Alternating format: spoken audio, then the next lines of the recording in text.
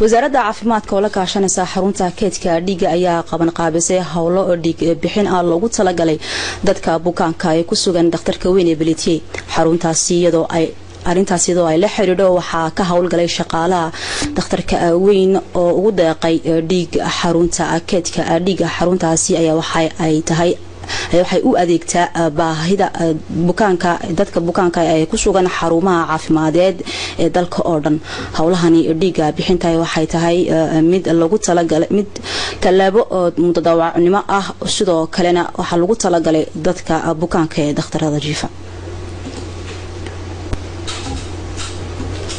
مدرج جبوتي سيد dadka walaalahooda oo dhiigu ka yahay inay dhiigooga siiyaan waa wax maartay ilaahay nagu tala galay inuu qof kasta haybada uu siiyo waxaan jecelnahay madaraj Jabuuti dadka walaalahooda u naxaan dhiigooga bixiyaan waxaan waajibaad iimaan weeyaan anaka dhakhtarka ka aragsiin dhamaanta personalki santeega way ka qayb galeen aad iyo aad uga qayb galeen waa wax mahad weyn baan farxad weyn baan oo tahay laakiin waxa sugnaa qaybtii shacabkan sugnaa noqoto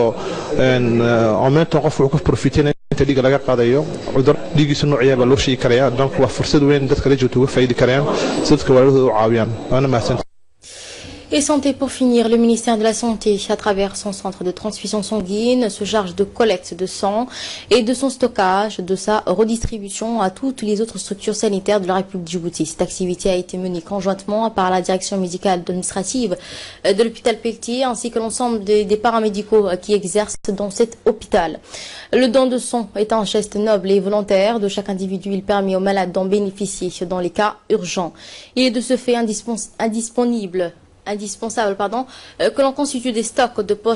pochettes de sang qui seront d'abord testés et vérifiés par le laboratoire central de transfusion sanguine afin qu'ils soient